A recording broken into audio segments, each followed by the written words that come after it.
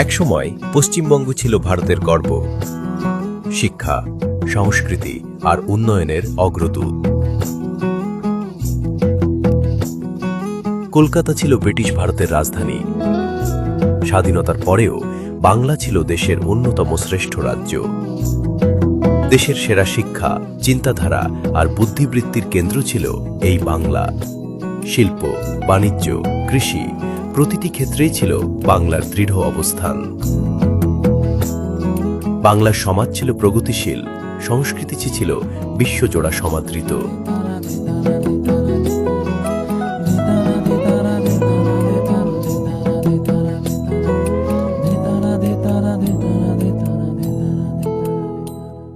কিন্তু আজ সেই বাংলার ছবি সম্পূর্ণ বদলে গেছে। ৩৪ বছরের বাম শাসন আর গত ১৫ বছরের তৃণমূলের আমলে ধীরে ধীরে বাংলার অবক্ষয় হয়েছে। আজ বাংলায় উন্নয়ন কোথায়? একটার পর একটা শিল্প বন্ধ হয়ে গেছে।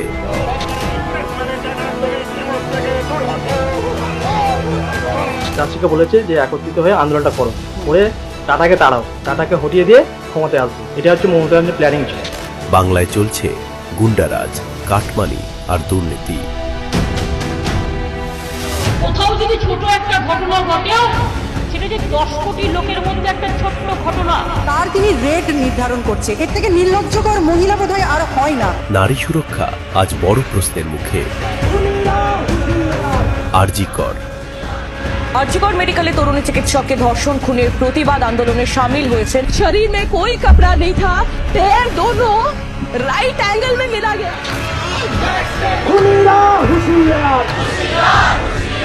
गला दबाकर मारा गया। हांसखाली, दुर्गापुर। कोई जिहादी हमारा लड़की को रेप किया। এমন অসংখ্য ঘটনার বিচার আজও অধরা। এই মুখ্যমন্ত্রীকে আমরা চাই না, চাই না, চাই না। স্বাস্থ্য ব্যবস্থা ভেঙে পড়ছে, শিক্ষা ব্যবস্থার মান প্রতিদিন নিচে নামছে। একটার পর একটা কেলেঙ্কারি, দুর্নীতিতে ভরে গেছে পুরো সিস্টেম। বাংলার যুব সমাজ আজ দিশেহারা, তাদের ভবিষ্যৎ অন্ধকারের দিকে ঠেলে দেওয়া হচ্ছে। बीजेपी अगर नहीं आएगा तो ये बांग्लादेश बन जाएगा। हम लोगों का हिंदू का कोई राज नहीं चलेगा, इधर मुसलमान लोगों का राज चलेगा। हर शुक्रवार नमाज के बाद इधर आतंक फैलाना जाता है। अगर पश्चिम बंगाल को बचाना चाहिए तो बीजेपी चाहिए।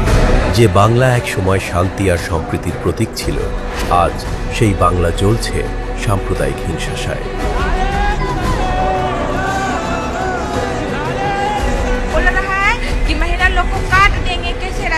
উত্তম সর্দারের মতো লোকজন কিভাবে মারধর করেছে।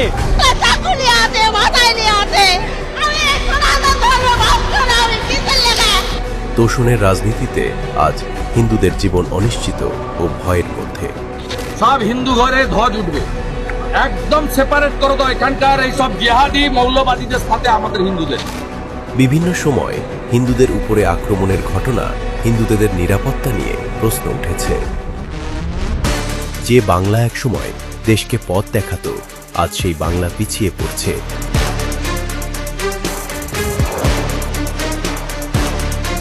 এটাই কি বাংলার সবচেয়ে বড় পতন নয়? তাই বাংলাকে বাঁচানোর দায়িত্ব এখন আমাদের সবার। আর চুপ করে থাকবেন না, এবার পশ্চিমবঙ্গকে বাঁচাতেই হবে।